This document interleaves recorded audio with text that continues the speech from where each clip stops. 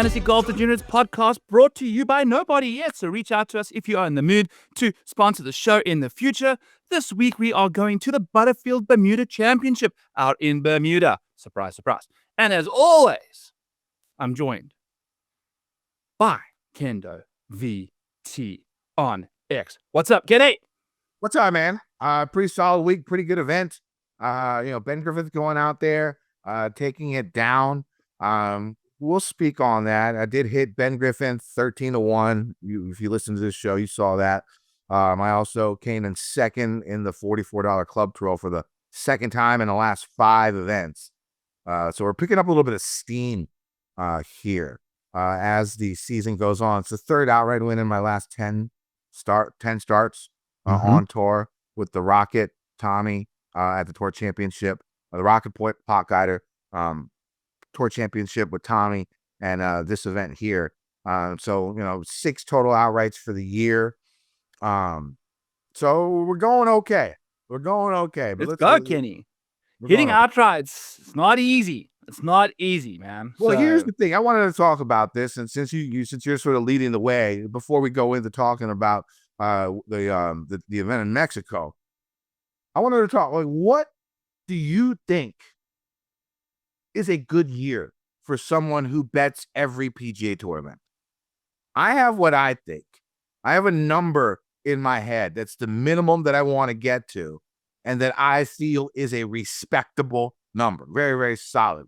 And what do you think that is? For me, my expectations are so low in outright markets that just to break even in the outright market is totally cool, because the value you get out of watching a golf outright, it is so hard to buy that. And if you're just not losing money, not making money, and still getting that entertainment value out of the outright market, which in my opinion is not a market I'm looking to be a sustainably profitable bettor in. I try to make money in the placements, the round by round stuff. I kind of find my niche. Yeah, you're very good. That's where I dive in hard and profit from that. So what do you think, Kenny? How do you approach it? I want to hit 15%. I think if you can hit 15% of winners in a season, there's 46 events. So it's around 7. If you get 7 right, I think it's a very respectable number. I think you've had a very, very good year. Because golf betting is hard, because when you're saying you've been struggling, right, at these outrights, right, Byron? Well, how many runner-ups have you had? How many third place finishes have you had? Like in the last couple of years when you've been on a little bit of a slump, it's got to be in the dozens. Figures, right? Mm-hmm. It's in the double figures. So a lot of it is just coming to luck. Like if you have your outright bet and they're in contention on a Sunday, that's where you want to be, right? Actually getting the fucking win, it's fucking hard, right? Ben Griffin had to shoot -9, Kenny, on a fucking Sunday. It's hard, right? Because like you said, you've probably had more guys finishing second and third than I've had, total outright. Because I've had 13 in the last 2 seasons. Okay. And so I'm at 6 right now. That was the 6th outright of the year. 2 events left. 2 more events. Let's go. Get to 7. I need to get to 7. 7's the goal. Let's go. I think you could be considered a good golf bettor, in my opinion, if you hit 15%. I think that's my number. Look, you guys watching on the show or listening on your podcast, go to the comments. First off, tell us who you think is going to win. Someone was right last week. We're going to have to, I think Brian England, I think it was the correct one. And there's been someone, so we'll go back into the fall and see who's been correct. And we'll get those out. And you'll get Byron's Patreon for that. It's just the fall. People tend to I have been taking care of, if we forget and you know how to contact us, just contact me directly or Kenny and we'll hook you up. We've just been very lackluster in that department. Go to the comment section and tell me what you think for someone that you listen to, or someone that or you just for yourself, what do you think constitutes a good golf bettor when it comes to the outright market? What number of wins does he need a year? Right? Because the thing about this is it's a tough game. There's ups and downs. I'm not saying 7 is the greatest.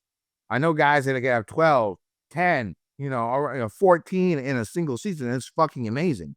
But then there's going to be years where you have like 3, 2, or the slump that you're going through, which is Byron's a very sharp motherfucker. It just comes down to a lot of luck on Sunday, right? I mean, that's what it's about. If you get your guys in contention, you have that opportunity to actually get the win. Is incredibly difficult.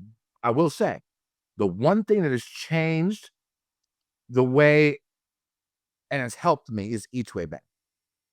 Because look, at this point in my life, I'm making a little bit of money, right? But I can't spend a shit ton and lose for 20 fucking straight weeks, right? And that can happen. Like I said, I only had 3 outrights in the first 30 events, 34 events of this season, right? And I've had 3 in the last 10. Okay. And so it's each ways have helped me, because what the each way did, Dunlop was my 70th each way in the last 2 seasons. I hit him, it was chopped, but he was a 70th each way that I've had in the last 2 seasons. And how that has helped me is just like cash in DFS. The reason I play cash is to sustain a bankroll, not go broke, and be able to bet and play DFS for an extended amount of time without putting myself in a place where I am losing too much money and it affects my life, my livelihood, right? That's what I'm trying to avoid, right? And so for DFS, that's helped because I have cash. You cash 60, 70%. I mean, I had 70% one year. And that's sort of crazy that I was 74% win percentage in 2019. That was crazy. That doesn't really happen that often. But still, above 50%, you're making your money back half the time. Because the way I'm betting is the cash, my cash lineup will make me back the amount that I spent, including GPPs. Let's go. Yes. I do the same thing now with each ways. If you can get or find a Bet365, Bet Rivers, if you're a golf bettor, you think you need, because what I was doing before each ways is I was only spending $100 on my bets, $150 total on my bets to win 500, 700. Each year it sort of rose up because I was getting better and better, right? So I'd spend a little bit more. I'd spend anywhere from $100 to $200 in the last, prior to 2 years ago. That's how I bet. $100 to $200 was my max cap. And, I started betting in 2017, 2018 for the show, right? And I was only $100 that I was putting in for all my outrights, and I'd win, 500. Now I'm making a little bit more money. 500 is a little bit, I don't want to make small amounts of money. Right. And I'm not saying I want to make. You can't feel anything. I'm not saying I don't want to make a shit ton of money, but $1,500 is what I'm trying to win every week, and I'll withdraw 1,000 when I win, and then keep the other in the account to gamble more. All right, $1,000 is helpful. $1,000 makes a difference. Right? You know what I'm saying? Good night out. Winning a couple $100, winning a little bit here, a little bit there. I mean, you do it for the show, but it doesn't really help, right? But I mean, $1,000. That helps. I was able to withdraw. Yeah. $1,000 is $1,000. Yeah, I was able to withdraw $1,500 this week. And I keep withdrawing, and I've had a really good season. DFS, of course, that we were talking about.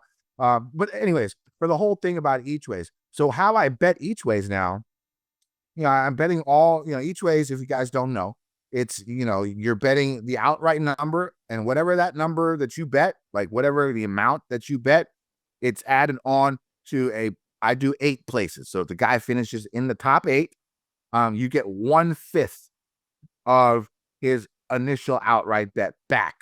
And so you're doubling your bet. And that's what it does. And so now I bet $300 to $400 a week, all right, to try and win 1,500.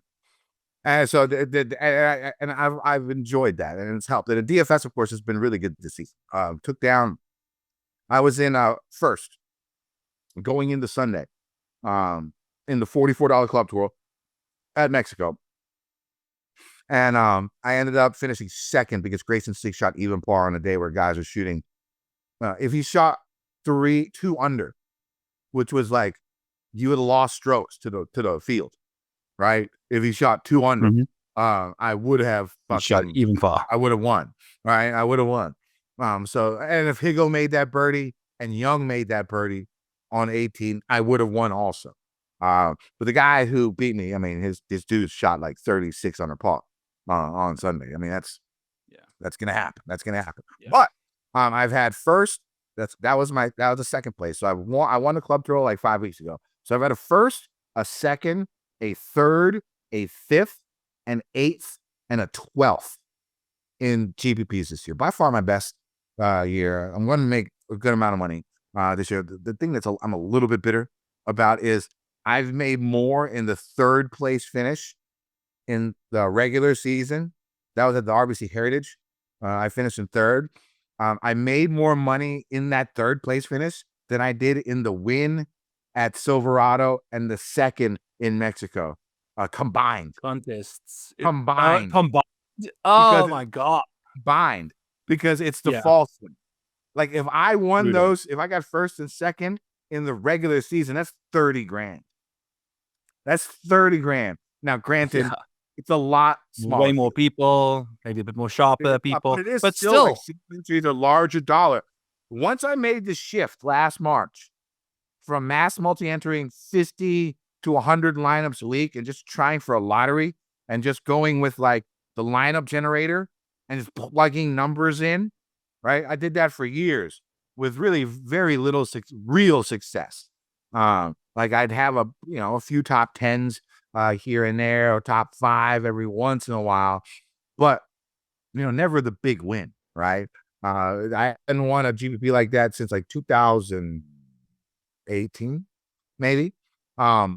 And so once I made the shift, I make 3 lineups a week. The funny thing is, it was the cash lineup that I made, which I gave out basically all of it on the show, right?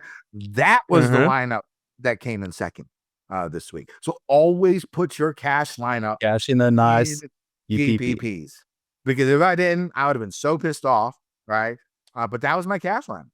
And so once I have my cash lineup, I have 2 GPPs, usually the $100 and another one, the $44 or something like that. And I usually put the cash lineup at a $12, but I put the cash lineup in the $44 because it paid out the least. And you don't really expect your cash lineup to win a fucking GPP, but it happens, right? And so that's why it was in the $44. First was only $1,000. The other ones was $2,000 and $3,000. But yeah, a little bitter about that. But I may be a fucking idiot on this show and say some stupid fucking shit all the time, but occasionally, I know what the fuck I'm talking about. And let's talk more than occasionally, Kenny. When you're saying stupid shit, you know what you're talking about still. I don't say that enough for myself because I don't consider myself a very good tout or whatever. Like, I don't. Like, there's guys that are like way better than me, and that's just the way I think mentally about a lot of things. But honestly, like if I look at it, I think I'm pretty decent. I am all right. Absolutely. I am pretty decent. People in the comments, let Kenny know how much you appreciate him. Not just because he's got the great stories and things. We know that. Like, that's always a given.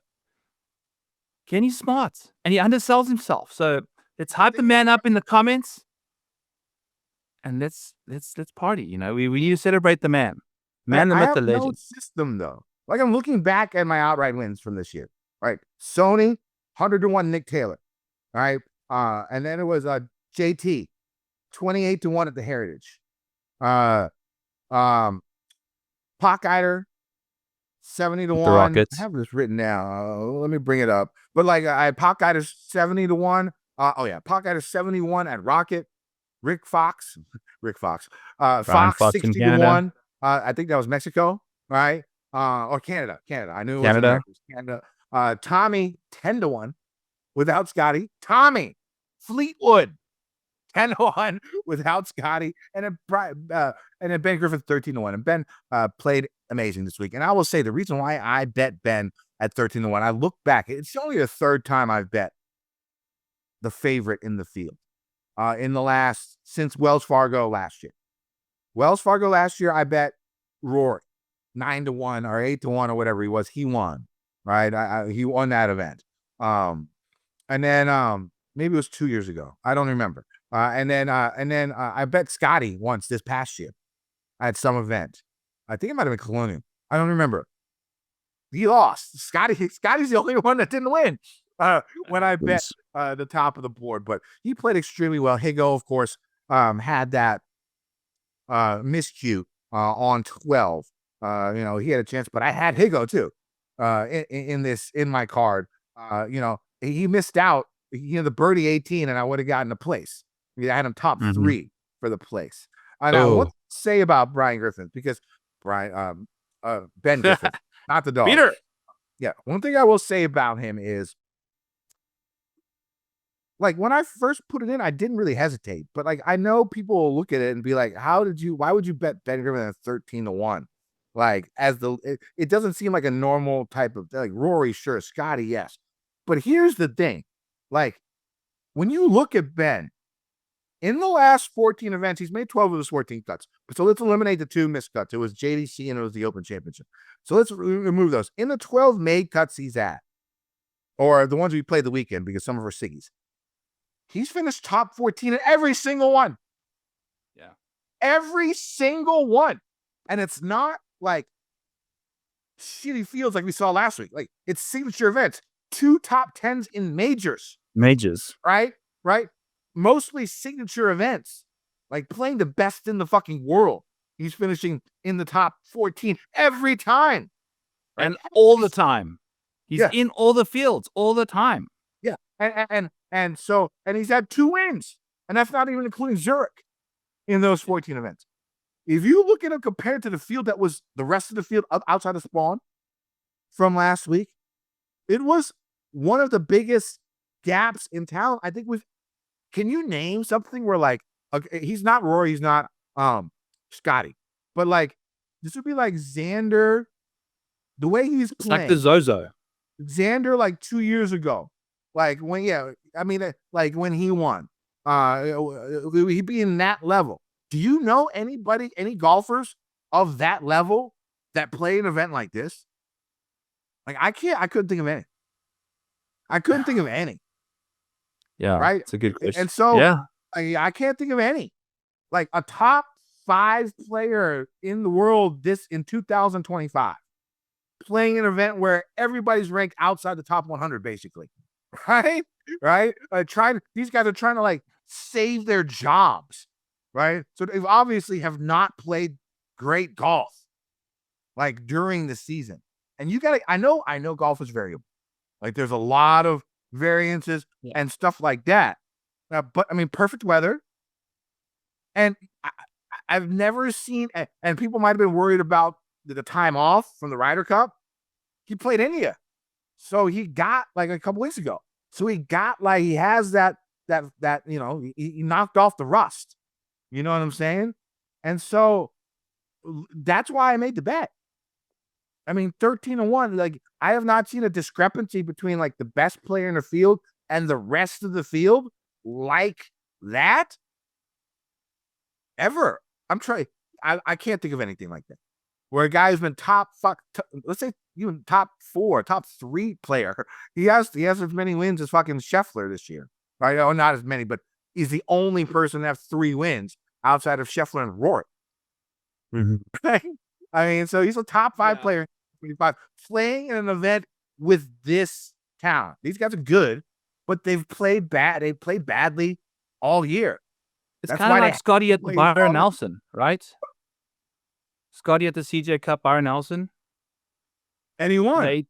And you just, because he was easy. I mean, he beat EVR and thing. But I think the arguments we tell ourselves prior to weeks like this, where Ben Griffin shot -29, is like, you got to make so many fucking putts to get to -29. That's where we think the price tag at that point can lead you astray. You want as many guys trying to make as many putts as possible in a field like this. That's the thought process that we galaxy brain ourselves into.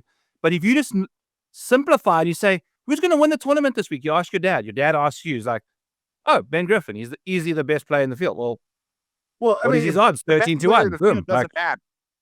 Being the best player in the field by a fucking country mile is a difference, and it doesn't happen that often. You don't see it that often. In a regular golf tournament, the discrepancy between the best player, even Scotty and whoever's playing with, is not going to be that dramatic, right? And so, like I said, I don't bet the top of the board often.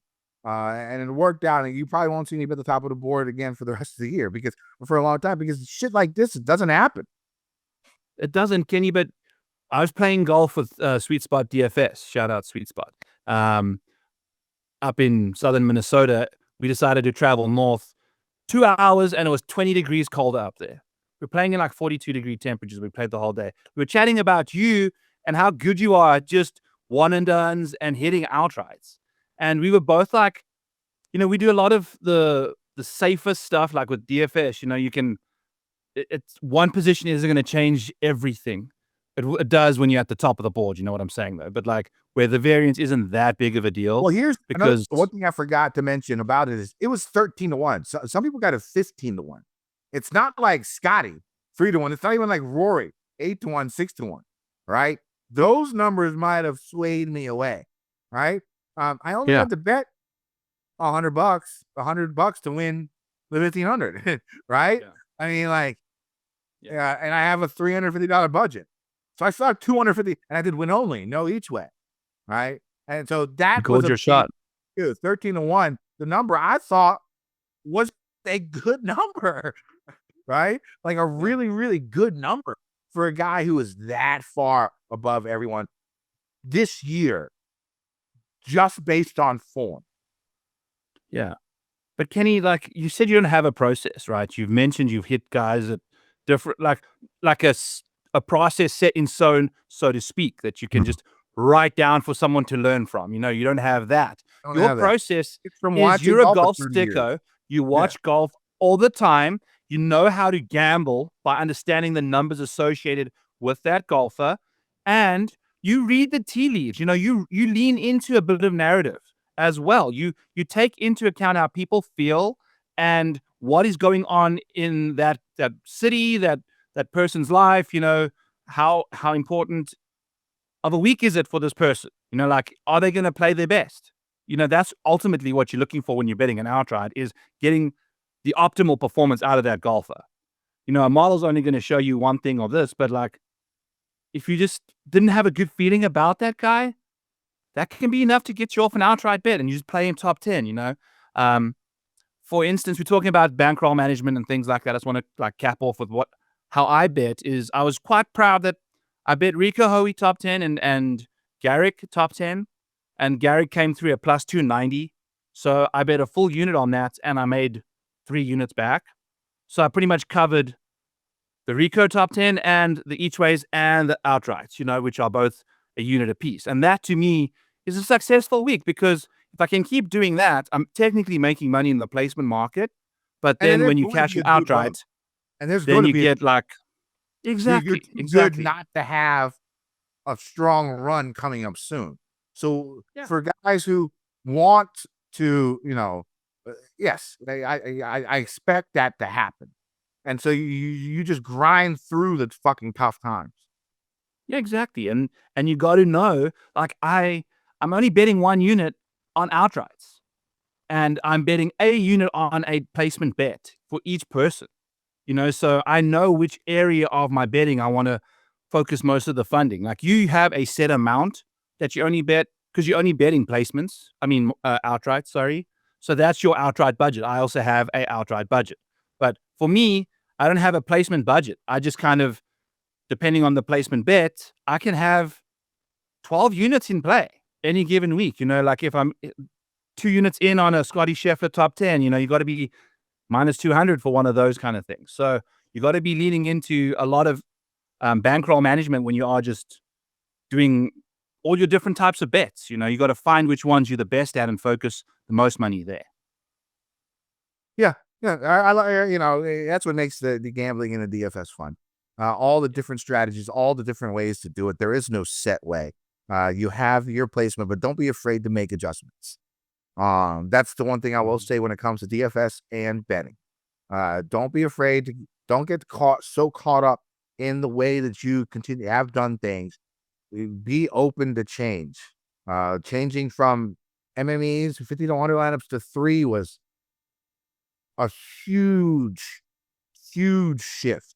And it took me longer than it should have to actually do that. Because I was just set, and this is just the way, and I was scared of change. I mean, that's a scary change. Because when you do it that way, you will have weeks upon weeks upon weeks where you are unsuccessful. But when you are successful, it pays out so much bigger because it's a higher dollar amount that I put my numbers in, I put my GPP, my lineups in, and it's less people you're going against, and it's mostly single entry. And so once I shifted to that, you're not going to win, the $500,000 or whatever, the 200,000, $20, right? You're not going to win that, but you're going to win, 50 grand here, 30 grand here if you win it, right? Me, I was unlucky, and I'm still, I've won a fair amount. I think, looking at it right now, what I spent and what with my cash lineups, I'm like up almost 10 grand in DFS this year. And it's again bitter. First, second, third, fifth, eighth, 12th, and I'm only up 10 grand, and I'm hovering around 50% in cash, which is not great. But I do want to say, Kenny, that mustn't lead people astray because you're a little bitter because you had some really good results in the wrong contests at the wrong time of the year. It's the fall. It's easier. Yeah, but the fact is, even like if you're playing these big multi-entry contests, if you don't finish like first or second, it is like so hard to have a good year, but in these single entries, like a couple top 5s, couple top 10s here and there, like you can have a consistently good year and really cash in the single entries, so it does help you sustain your bankroll long, medium term. You need that short term cash to make sure you can get through the first couple weeks if you struggle, so I think it's the best way to build a bankroll in DFS is probably by focusing on. It's funny because, you guys hear my stories. I'm sort of wild, I'm sort of crazy. I'm super conservative when it comes to betting in DFS. I stick to my bankroll. I have the way I do it, and stuff like that. So, and here's the thing. I can't lose all the degen. I do throw those 3 lineups in the $5. Don't get me wrong, right? Don't get me wrong. I throw those 3. I think this one finished like 48th in the $5 is what it finished at. So I won like $32, right? Incredible. Right, $38. That's the thing, that lineup did nothing. That lineup was in the $5. Finished inside the top 50 of that's like tens of thousands of lineups, and it won disgusting. $30. Disgusting. $30. And I came disgusting. In second in the $44 club throw, which only had 108 entries. And I won Let's go, man. I won $500. Hey. Kenny, that's okay. You're still a winner in my book. Anything else we want to chat about before we get to the?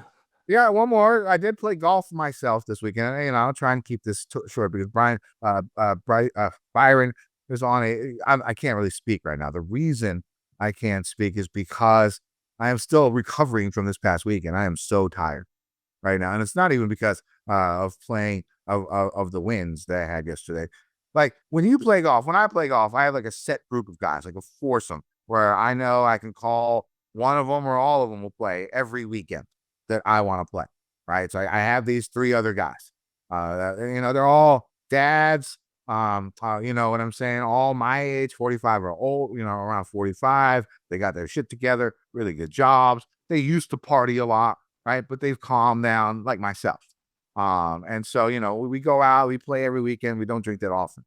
But then I have this other group, right? And I don't play with them that often, maybe once or twice a year, where when we go golfing, it becomes like this fucking all day crazy, you know, food, golf, a shit ton of alcohol, so much gambling. And then when there's a shit ton of alcohol involved, you know, bad decisions are made, right? Bad decisions are made. And so, you know, this weekend I played Saturday and I was with, it was actually the first time this year that I've played with this group of guys. And so, you know, we got there early, ate a whole bunch of wings. They got a nice little pub at this place. We know the owner of that pub, and it's actually separated from the restaurant, which is really cool. From the golf course, so they run their own shit. Really nice guy, Marine. So I go there all the time, so we know him, and so we're at the pub. We're eating $1 chicken wings. We're crushing some chicken wings, drinking some, you know, drinks and stuff like that. Hour before our tea time. Then we start saying what we're gonna bet. All right, it was like 25 a hole for each man. Carryovers, 2 teams, best score each hole. All right, and then me and another guy had a $500 side bet. Right, for best score. It was a stroke play match. And so, you know, we were already 3 or 4 shots deep, drinks deep after, and then we hit the tee box and we're going, and the one guy just pulls out a fucking half-gallon of Crown's money. And I'm like, we got a lot of money in the line. Like, I really don't want to do this, but I got to do it. So we just pound and pound and pound, and we go. It was actually pretty tight. I think we won. Me and my partner, we won the team competition. I think by like 5. We had like 5 skins. So it was solid. But me and the other guy, I played like shit because I was so drunk. And I won by 1 stroke. I needed to make like a 4 Oh, you foot. still won. I needed to make a 4-foot bogey on the last. And I was putting so bad. I was hitting the ball great. It was the putting. I probably had 9 3 putts or worse. Right. I missed. I think I missed 80% of putts between like 4 and 8 feet. I probably missed like 90% of them or something like that. Like it was really bad putt. I was hitting the ball very well. I've been hitting the ball well recently all the time. And so we finished, right? And at this point we are fucking ripped. Like fuck, and once I reach a certain point, right? You know, I tend to make bad decisions, like I said, and all of us, we enjoy making bad decisions. Some more than others here recently, because I have sort of strayed away from that. But anyways, we go on a bender. We go back to my boy's house. The little liquor is flowing. Everything is flowing. Whatever you wanted was flowing. Next thing I know, it's like 10 a.m. the next morning. Yeah, it's 10 a.m. the next morning, 11 a.m. Still going at it. And I take the Uber home. I get home around noon. And you know, the funny thing is, like at my age, I'm not even the biggest fan of the bender part. It's this part that's coming up. Like you're sleep deprived, right? And you're still really fucked up from the night before. And I ate 500 milligrams of edibles when I get home, not like 50. I ate 500 milligrams, and I do this every time I go on a bender.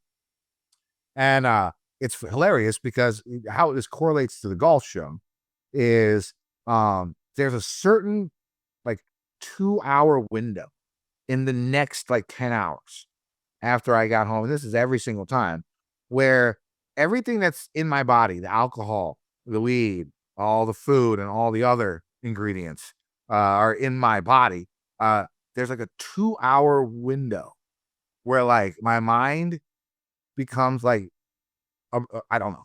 I just go into this other world where I start thinking and rattling off ideas and being super creative about different aspects of stuff. It's usually based on the show. And so that's my favorite part about the Bender. That's why this is taking so long, because I wanted to talk about my bets and all that stuff. And I wrote most of that stuff. I have it there. It doesn't look like what I said, because I noticed this happened like years ago, but it was always in my head. I'd be rattling off all these crazy thoughts in my head. I was like, what if I wrote these down? And so I started writing them down. And honestly, like a lot of the bits and a lot of the stuff from the show, the stories and how I'm going to present the story, the punchlines and stuff like that, they've all come from those 2 hours. The golden 2 hours. Like the backbone of the Fantasy Golf Degenerates show was probably back in like 2017, 2018, where I had a problem. And I would be up all night. And that's when all the ideas came rattling off. That's when the show started getting popular. Kenny After Dark, the Cash Game Cornerstones, all that stuff. All the stories that I've told, how I tell them, because they're all true stories. But I got to frame them in a way where it's a story and it's fun. And all of that has come from that like 2 hour window. In the benders that I have. Again, I'm going off right now because I'm extremely tired. I'm still mentally fatigued, and now the edible is kicking in. So okay. I don't know. I have just random thoughts about. Did you type anything while you hit that window? Huh? I was expecting you to come up with the list that you typed yesterday. No, I did. But it was mostly about. I wrote some. It wasn't as good yesterday. Anyways, I typed it out. It's on my phone. It's basically the beginning of the show, talking about Ben Griffith and how I would describe like why betting him, stuff like that. It just seems my ideas just seem to flow more clearly in that state. And so if you ever see like a banger show that we ever do, and like I put out some really good shit and stories are great, you probably got an idea what I did that weekend. It just doesn't happen as often as usual. You know how sometimes they call that the flow state? I think for Kenny, it would be the blow state. The blow state. Yeah, the blow state. It would be the blow state. It would be the blow state. Luckily, it's like 3 times a year instead of 30 times a year now. So we're improved. I'm proud of you, Kenny. I'm so proud of you. Yeah. Shall we get to the Butter Blowfish Bermuda? The Butter Blowfish. Yes, I forgot again. Once again. Yes, we should. Let's go ahead and talk about this course. The PGA Tour heads to Bermuda, of course, for the Bermuda Championship from Port Royal Golf Course. The strength of the field, sort of garbage every year. This week, no exception.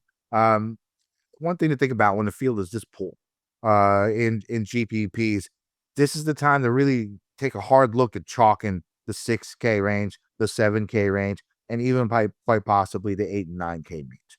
Take a hard look at the chalk. And I would try to avoid it unless you are really enamored with the guy. And some of these guys coming into this event, it's going to be hard to get off. But if you have another option that you like close, that's going to be chopped, especially in those lower price ranges, this is the week to go to pivot. It truly, truly is.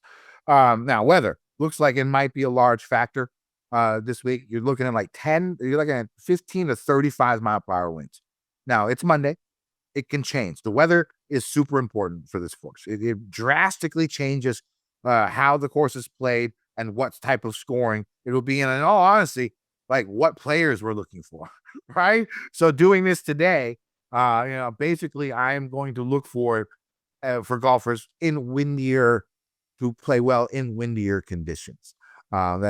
We've seen scores at like -15 here, right? We've seen scores at -24 that win. Last year, Campos was 19 under. No one else was above 15 under, right? And because the wind, you had 20 to 35 mile per hour winds last year. I expect it to be in that range this year, and I expect the scoring to be the same, 15 to 20 under, more than likely. This is the 6th time the course is played here. Like I said, and so there is a good amount of course history, and there's some stickiness involved here when it comes to the course history. There is some stickiness. Now, Port Royal, of course, is 6,820 yards, par 71, 3 par 5s, 4 par 3s. The par 5s are short, all 3 measuring under 555 yards. And these 3 holes will be the easiest holes on the course. Even the shortest of hitters have an opportunity to get the ball on the green in 2. And that's going to be wind dependent, of course. The par 4s will be short. 6 of them are under 400 yards. We might only see 1 play over 450. And that's only if they use like the back box on that hole. So, what that says to me, you're going to see driver in the bag. People are going to keep the driver for the most part in the bag. There's honestly not that much use for it outside of the par 5s, unless we get some insane wind, which always makes it fun. Right. Par 3s are long, right? All 4 over like 200 yards. They're going to be 4 of the 9 hardest holes on the course. Off the tee, golfers are going to see average size fairways with bunkers in the landing areas. Plenty of elevation changes throughout. They can call this the Caribbean Kapalua, right? When it comes to the elevation changes, not the length and the way it plays, but just the visual, the elevation changes that the course has. I know Bamford, Steve Bamford, said something about a treeless Heritage. Where do they play the Heritage? The one that Matthew Fitzpatrick wins all the time. Harbor Town. A treeless harbor town is what he called it. Shout out to Steve. His articles are always really, really strong. At Bamford Golf on X. Water's in play. It's Zoysia grass fairways. Water in play on like 5 or 6 holes. The rough is not like horrible. It's going to be, I think it's Zoysia rough as well. On the approach shots, golfers are going to see smallish to average size greens. They don't have too much slope or undulation. The greens have been soft like 4 of the past 5 years. I expect them to be soft again this week, but we'll see. It's something to keep an eye on. If the wind, subsides, it's a birdie fest. If the wind is up, it's going to be fucking hard. It's going to be difficult. So again, I would wait until the last second, which of course we don't do because we have a show to do. But you guys, I would wait until the last second, unless you're worried about numbers, to make your bets and to make your lineups, and make sure you really, really do check the weather. This week, there's possibly going to be a wave delays. And one more thing, it is Bermuda grass greens. They are going to play slow, about 10.5 on the stimp, maybe even less if the wind picks up. I love it. I think, like we said, we got to do this for you guys because we got to do it. But if you're betting a number that you think is going to get slammed, like you wake up on a Monday morning and you think this number's the wrong number, by the end of Monday, it's probably going to be shorter. There's some guys we can chat about that happening to. You bet those guys, regardless of when they go off in weather, whenever. You take your chance on the weather thing. But then if you got a couple like numbers in the 35, 25 range, where you're going to be spending a hefty amount of your bankroll at an event that's typically being dictated by weather, I'm going to list a couple guys I got my eye on and then see how the weather dictates as we go into Wednesday night, because literally Wednesday night is when you want to be looking at the weather, because it could change after that even, so you got to give yourself as good a chance at getting this weather correct. Stay tuned to the Fantasy Golf Degenerates Twitter account, Kendo VT on Twitter, the Model Maniac on Twitter. We'll be posting some information for you guys there. I'll be retweeting things around as well. So that's kind of what we're looking at there. Like you mentioned, Kenny, the course history stickiness here is actually kind of up there. It's not like second tier with all of like Riviera and things like that. I'd say it's just third tier stuff where there's actually course history. I'd say the fourth tier is places that doesn't have any course history. There's like no correlation. So this is the top of that third tier where, guys like Brian Gay, RIP, not playing this week, have typically thrived. So looking forward to that. Brian Gay is pretty much the epitome of what I'm looking for from someone this week. I don't really care if you're hitting a 280 off the tee, if you can hit greening regulations and then make those birdies, or keep your ball in control and get up and down for pars when the wind's blowing. That's basically what I'm looking for from you. So pretty much anyone's on the table this week, and it's kind of exciting to speak about. So let's get into Byron's boxes as we go into this week's Butterfield Bermuda Championship. So I'm going to go over to the summary, talk to you guys about what I was looking for green regulation rates. So this is my model at the Model Maniac Patreon.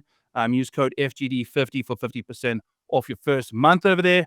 These are guys that are hitting a ton of green regulations. And what we're going to notice this week, if you take a look at the fairway percentages at the Bermuda Championship, it's like 50%. So we've got a big change from the last couple courses where people have just been pounding fairways that are massively wide. So playing out the rough is going to present you with guys that are better out of the rough, that haven't had that opportunity to flex that skill set on these previous courses. So I'm quite excited for this tournament because there's going to be some popular plays that may not show up to their potential this week.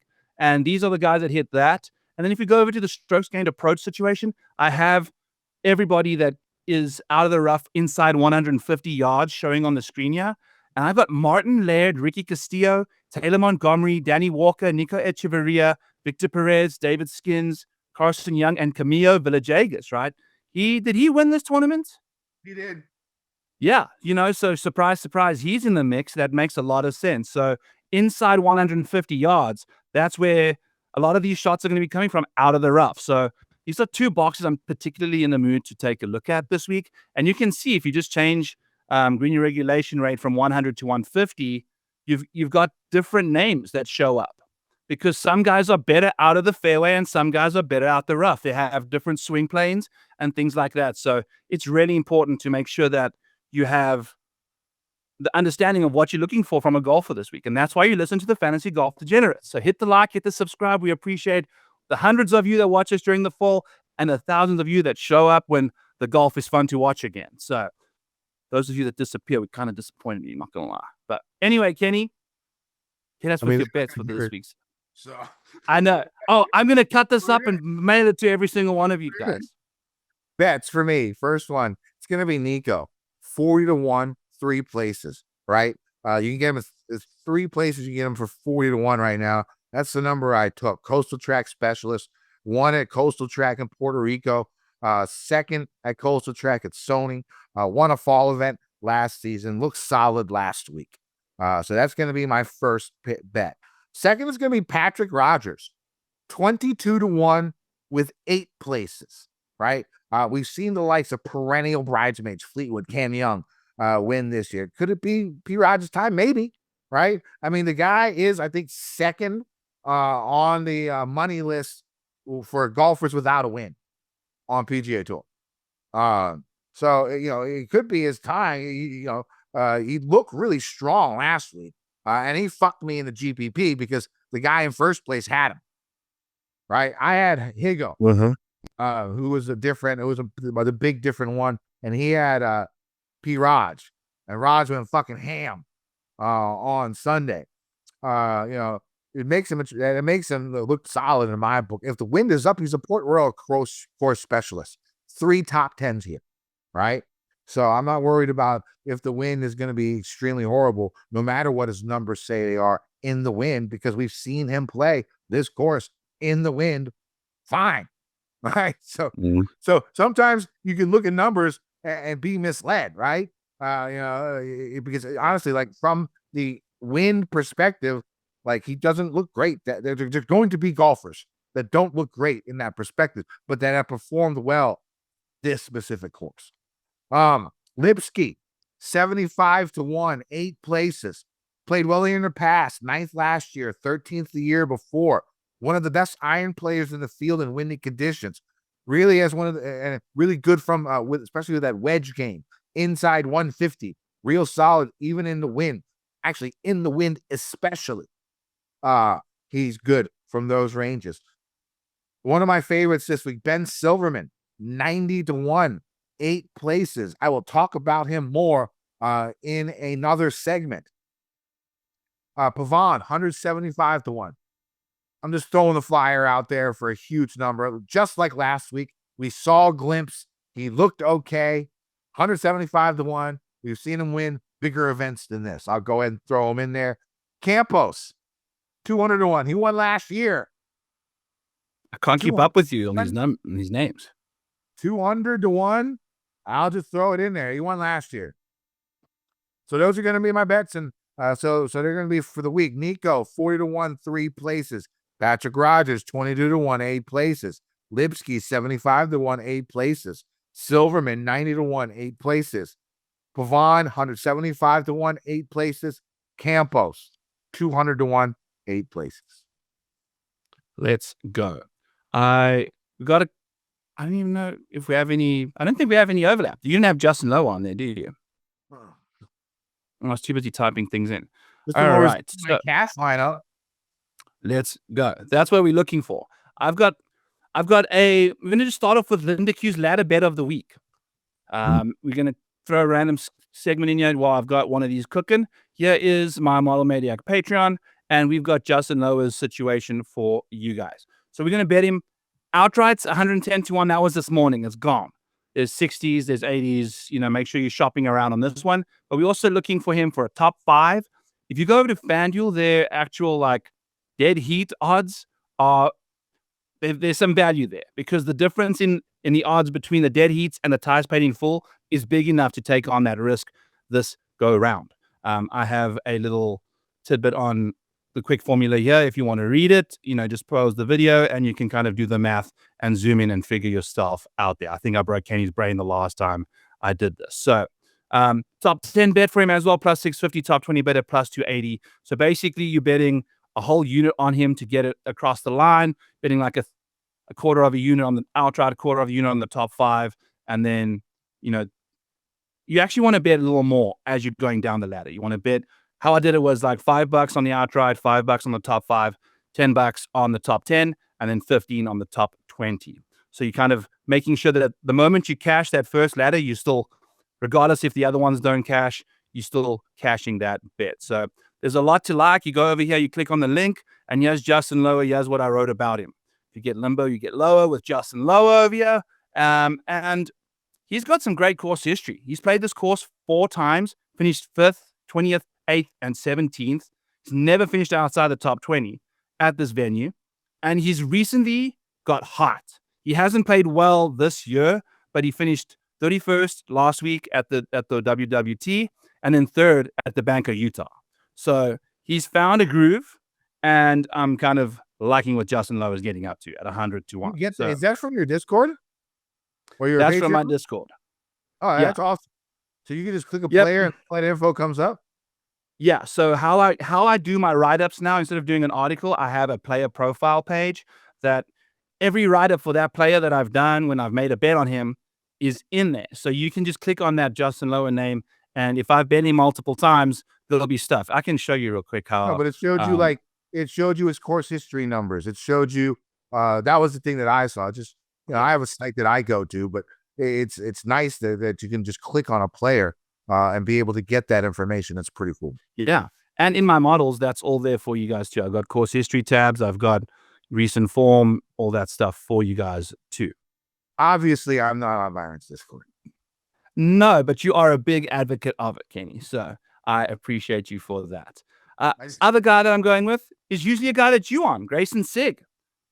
70 to 1's out there. He's grading out nicely, getting some good form coming in. So I think at 70 to 1, he pops pretty hard in the model as well. The micro model, he's top 10 in the actual how the golf course suits their skill set specifically.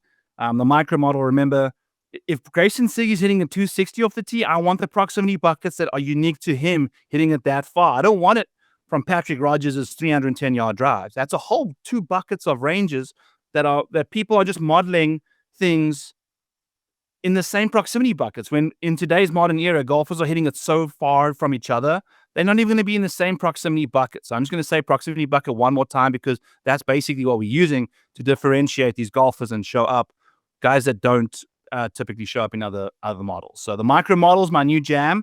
I'm all about that now. And Grayson Sigg is showing up over there. 2 other names that I'm in the mood to bet are Matt Kuchar.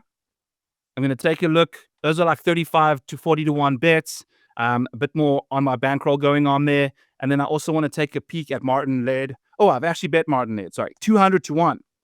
If you take a look at Martin Laird from inside 150 yards out the rough, he was on Byron's boxes. When we checked those boxes, he was one of the second or third names. So he's easily someone that's going to give himself many, many birdie looks. This golf course's length isn't going to penalize him off the tee. He's typically been a really short hitter. Maybe we get Scottish Brian Gay coming out here and doing wonders at the Port Royal Golf Course, which I think would be fun for old Martin Laird to get Party Marty out there again. The other name was Vince Whaley, 40 to 1 range as well. Going to take a backseat until the tee times come out, but checks really lots. I really like him at this golf course because he checks a lot of boxes too, grades well in the model, and he's playing some fantastic golf, Kenny.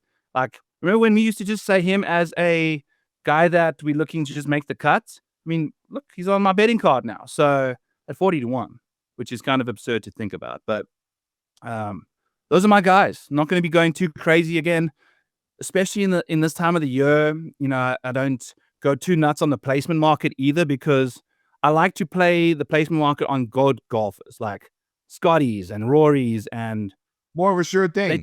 They're a bit more consistent, so you know what you're going to be getting. These guys at the bottom of the barrel can be, you want to like do the lower ladder, you know, where you've got minimal exposure for high outcome results versus kind of, I don't want to be laying 2 units on a guy's top 10, you know, kind of thing. It's just a little too scary for me this week, but they won't even have those guys in this field anyway. Just give me the outrights. Just give me the outrights. Sounds outright to me. Kendo, DFS Blood, Sweat, and Tears for this week's Butterfield Bermuda. Where are we going at the top of the board? We got a little more 10K options than I expected, to be honest with you. I like Howie this week. I think at the top of the board, I don't know. Do you think people will click him? I mean, I know the top of the board player's always been, you know, consistently one of the highest owned golfers. Could this be the week it doesn't happen? Because, you know, what did he finish last week? Like 30th, 29th? 21st. 21st. So it's still pretty good. Yeah, so still pretty good. Better than I thought. So, I mean, he's had the most consistent fall. He plays well in the wind, which is a little bit, I was surprised at it when I saw it, the numbers. And it's not like it's a tiny amount. It's like 23 rounds in like pretty windy conditions, like over 20 miles per hour in his career. And he's fared pretty well. I think he's like second in my model in that range. So I'm gonna go with Howie in the 10K range. I'll probably fade the other two. Yeah, I'm fading Howie and potentially you. The reason for Howie is he's been played well in Japan, Utah, and Mexico.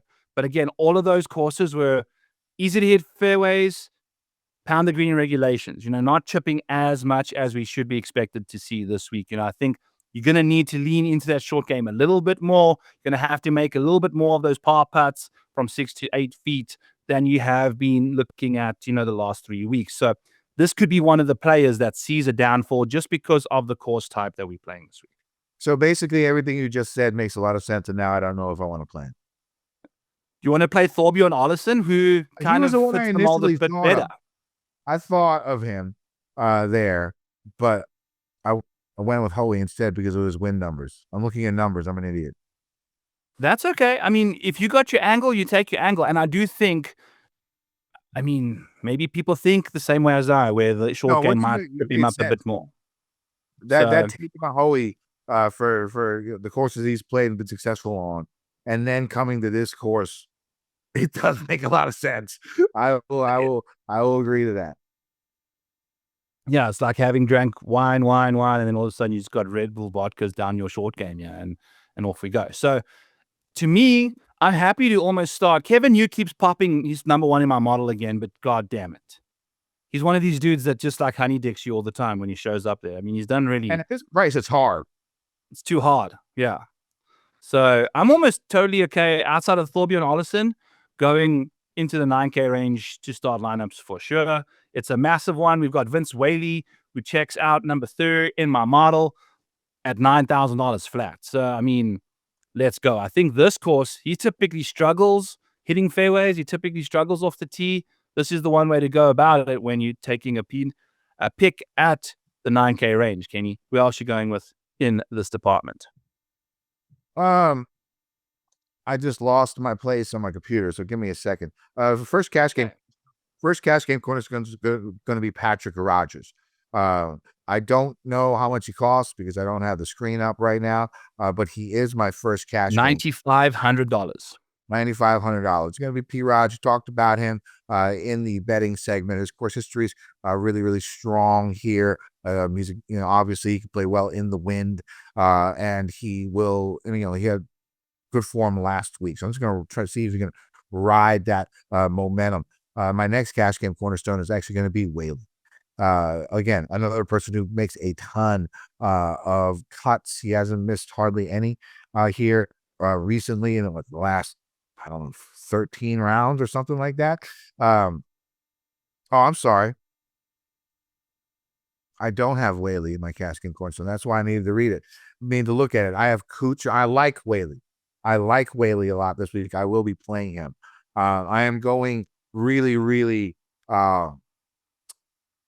balanced in my cash lineup. But I like Whaley. I will say that. You can do this, Kenny. You got this. I have faith in you. Like I said, I'm still not actually right from the other day. Okay. Matt Kuchar, baby. Let's go. Schmid. I do like Schmid this week. Again, give me a second to get my stuff up together. Okay. I like Schmidt a lot as well. Also, shout out New Girl. Great character, in my opinion. Got him kind of the top of the board, in my opinion, though, is not really giving us much value according to the model. There's no one really that outpunts their price. The actual DK rank is better than the power ranking, which is never good. So I'm liking a lot of guys south of the $9,000 range this week. But who does check a couple is P-Rod. I love his course history, but he is someone that can let people down in big ways all the time. That's fine too, though. You're playing DFS. And then Matty Schmidt checks a lot of boxes, like Penny was saying. He hits a ton of greens in regulations at this golf course. He's 9th in the field for that for me. And he's top 20 in putting. So if things get into a more make birdie putts and the wind kind of dies down, I kind of like Matty Schmidt, but I'm not entirely sure I vibe off him hard if the wind's going to be pumping with around the green play kind of lacking a bit in his department. But that to be said, Vince Wade is my guy. I like him at $9,000 in this range. I got it up now. So I do like, I think I like 45-year-old problems. Yeah, sorry. I do like Nico better than I do Schmid. And we talked about him in the betting segment. Why don't you go to the AK range?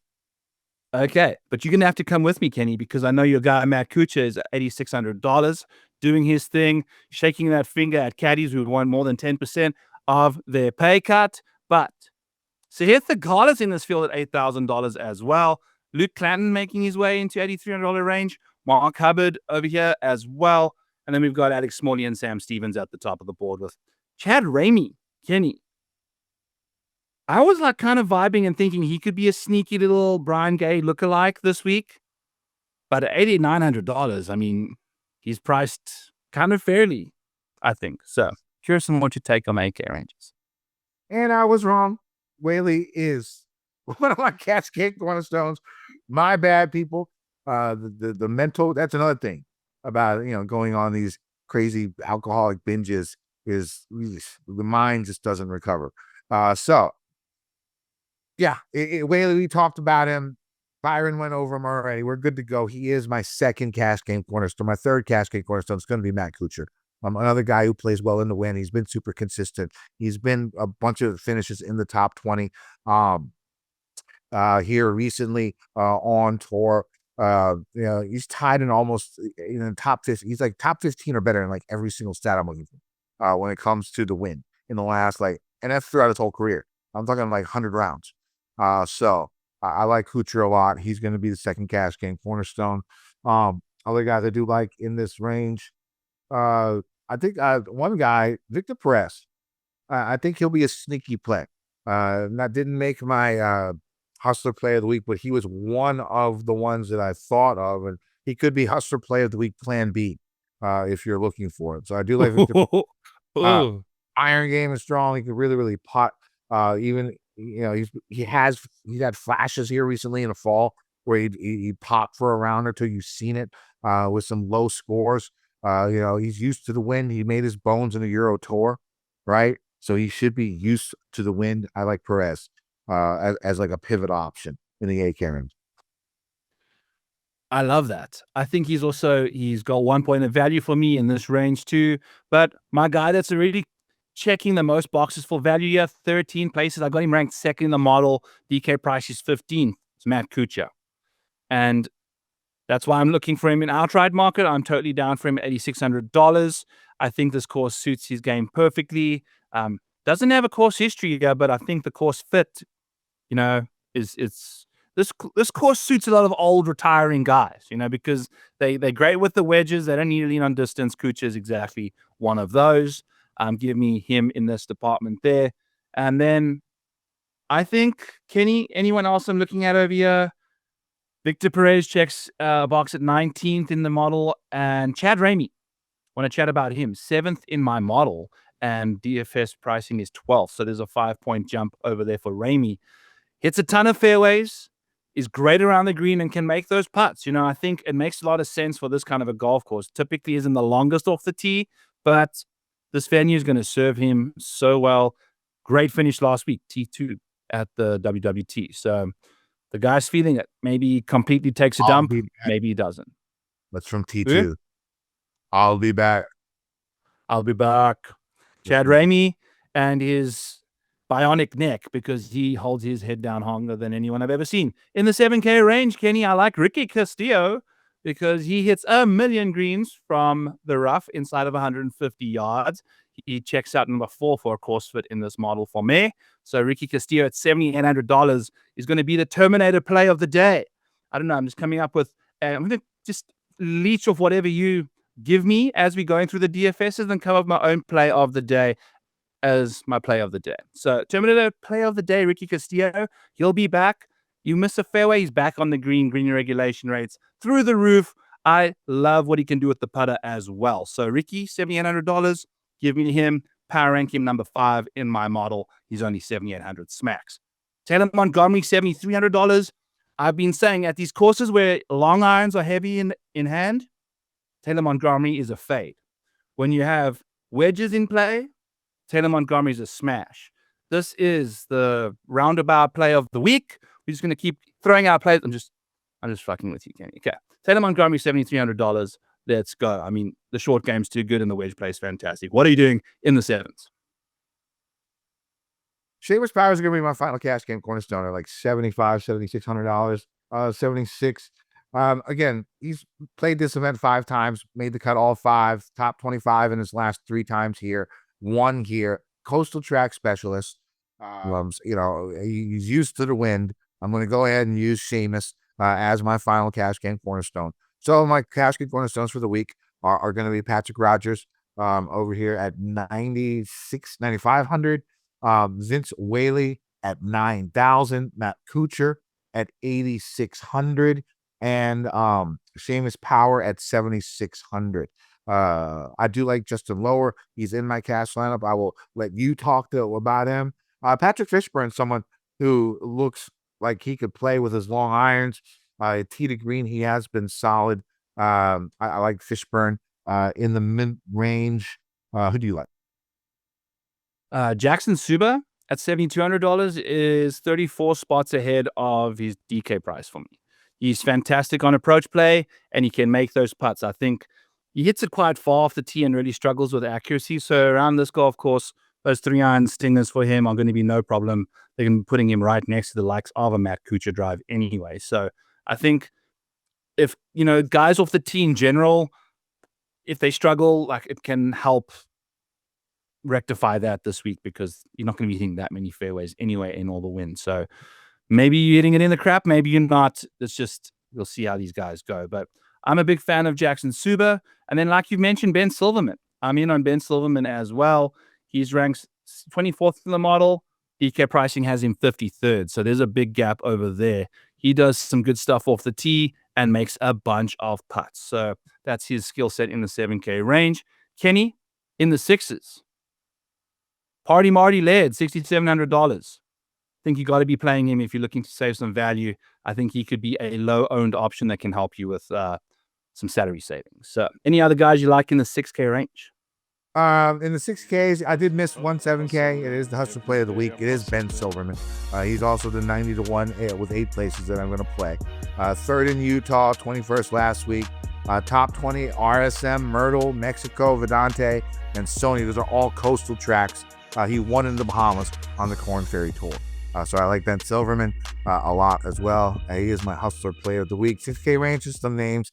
We are running low on time. David Lipsky with a solid iron play, especially on those long par 3s. Luke List, another guy who plays better, plays well in the wind. Brant Snedeker, he's had some flashes, right?